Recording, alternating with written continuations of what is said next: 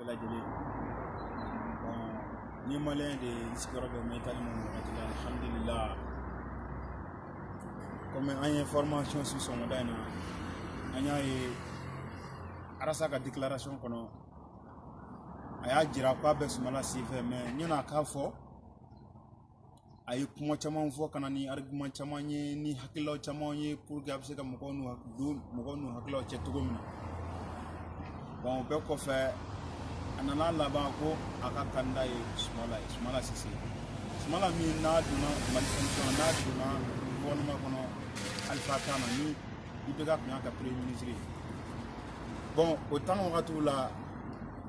a ye baara minnu kɛ ani sonyɛni minnu ni jamana seginkɔ minnu kɛ hali bi an b'o dingɛ kɔnɔ depuis Musa bɔra y'a ka dictature tile la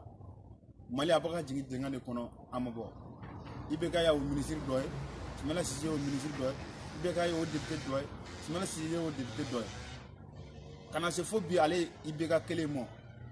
ni Sumala Sise bɛ opposition na bi ni Arasa yɛrɛ tun ye diɲɛ ko bɛɛ da o kan nka a tɔ la wari tɛ kuma ko mɔgɔ ka kuma kɔ ayiwa Sumala Sise a ye Arasa san an ti se ka kuma fɔli la cɛ tɛ yen min m'an balo o kuma na a ye Arasa san n'a ka wari de sinon Sumala Sise mais comme bɛɛ ka carte d'identité b'i bolo bɛɛ ka carte d'électeur b'i bolo an bɛ baara kɛ n'an hakiliw ye ne yɛrɛ bɛ Arasa su de a ka kuma n'a ka hakilila kama mais n'a ka hakilila ma kɛ ne ka mɔgɔ ye a non ne ti kɛ o tigi kɔni bɛ ko parce que ko Arasa don mais hali sini ni Arasa yɛlɛla radio la ne bɛ a ka kuma su n b'a ka hakilila partage nka k'a fɔ an ka voter Sumala Sise a bɛ kuma wɛrɛ de fɔ an jour de bɛ voter o ye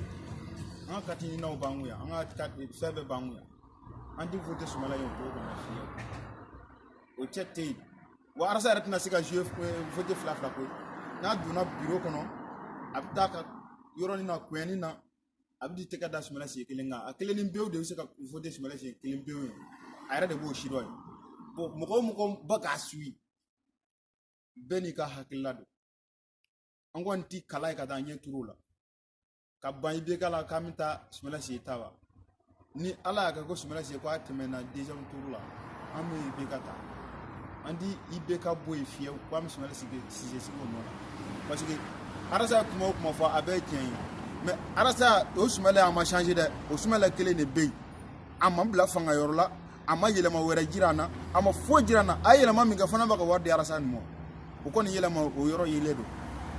Arasa b'a ka wari minɛ ka bila a ka poche la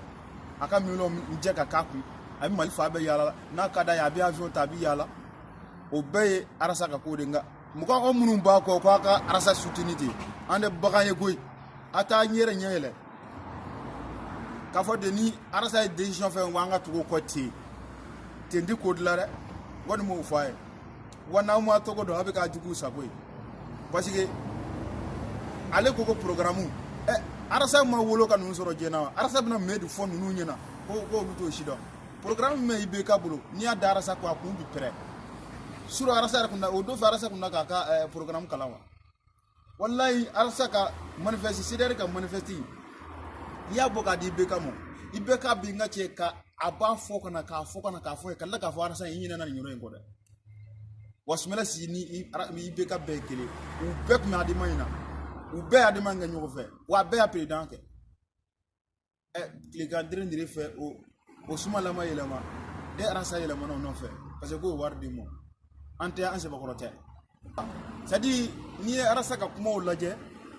depuis a ka wagati dɔ la ani Tatapo mɔgɔw kuma ɲɔgɔn fɛ u ye SOFA créé waati min na k'u tɛna Mali to mɔgɔ bolo mɔgɔ ka Mali ci n b'a fɔ a ye bi collectif pour la défense de la République Arasa kelen tɛ mɔgɔ caman de don wa association caman de farala ɲɔgɔn kan ni k'a kɛ collectif ye mais n b'a fɔ aw ye bi Arasa y'a yɛlɛma k'a k'a yɛrɛ kelen ka hakilila de CDR mɔgɔ bɛɛ ma tɛ nin hakilila in kan Tatapo mɔgɔw delila ka kuma bɛɛ fɔ an ɲɛna a Sumala ko ni a IBK kan Arasa yɛrɛ delila ka kuma bɛɛ fɔ Sumala kan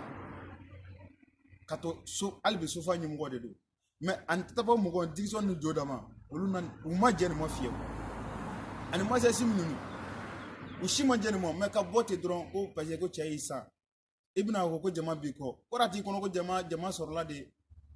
min mana i taa yɔrɔ min na i b'o fɔ ten n'o tɛ dɛ bi sɔngɔda na ne ye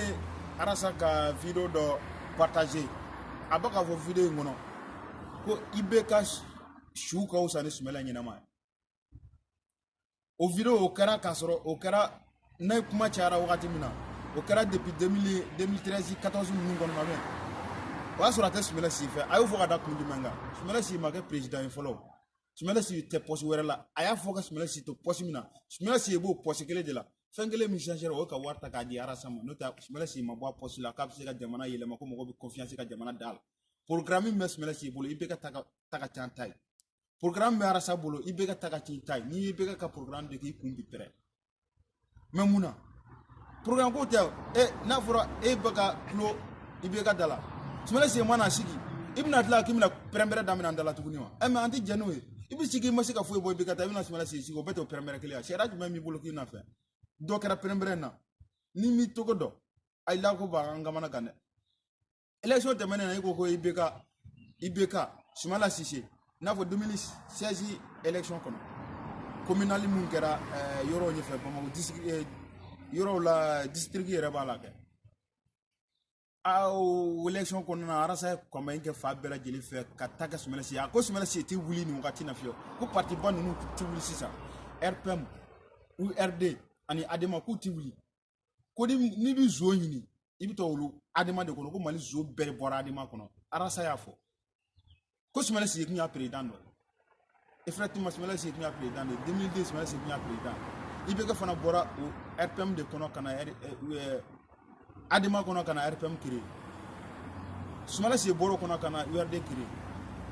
ema suma go dugu manje a clé blé koro e kuma fo clé mi goro o clé blé gwane koro e ara sai ka hakila change ema mune kera ango na anti sonde donc nga foli bo bela jeli ali bi al o kuma bet mena ko fa amna teme amal do ara de banga nyebanga here la nga here de bisgiya kanda nun chera mugomi anga herebe au hakila ko mugomi anga herebe bulu kasigi arasa aka here soro kabade kono bo fa fa senekela ba senekela ti fenwere nyeyini ba ke ka do gouvernement kono kuma senek gouvernement barakala ba di takata senekela no ibe fula wallahi o tike ni bi senaka ki debure kabola Europe flare no senekala de nyang wartu ni yeso ya no jole ya no senekala tali tani tara duwa kono gouvernement du ga sube bebe loisila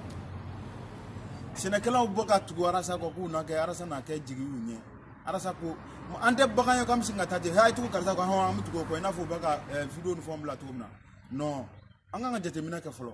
arasa ka shiyo na ka wulu be siraka tugo no ande tide ay tugo karsa ko anje ka tugo ko eti na ifenye nyam fenye ombe muko be kanda bo tera kanda nu tera munu hakili ba nga jamana uka programme jele do ya fo boy bon hakla wara bade bulo ubise ka jamana wuli kakoro wan hakla wara tula sumela takunte sumela konna yebe ka boy yebe ka bla sumela de woyeke ibe ka suko usa sumela nyina na farasa afo tumna kakoro mais klikante de fo kanga tu sumela si ko atu sumela ko ni sidere be moko rusira na sira kunte dini afo moko ye ko sidere se ka présidence ki jamana konna sidere fora association badi ko sido te foye ni association te meleke te arasa meleke te sido moy ku te foye association bonzan de do ay vote karsa ko koroba jira ki votera karsa gayna o takele yina sidere moko be fana te sumana ko ina moko tlay do fly na fo benika hagla do tugomina mo ndi moko siranere mais moko ka kuma cha kunte do ko parce que ko sumela bla soro sumela an adomba de alay mais quand même arasa kuma ka teke shima la mini sumela teke parce que ale era jogo mun fo sumela la o ma ban folo parce que sumela ma yelama sumela ma bia poche wala mi ma do ko sumela yelama kabi arasa wolo ka sumela soro opposition na mali kono bon ale aka kuma damina ka kuma jugu fama ka to opposer o ka sumela opposer to clean sanduru kono sanduru era ma fa ale arasa yelama na sanfla ala ma me ko kanga to sumela si ko mais amu ka kato jumana amma ka gole bon malian ko ne aka ko ba wera bulu ni abi mata ayaka mugota kaga go abi tu warasa ko arasa ata soro ka bada ka bi kle donc nga fuli bo bela jeli ala ka wati wera jirana donc an bara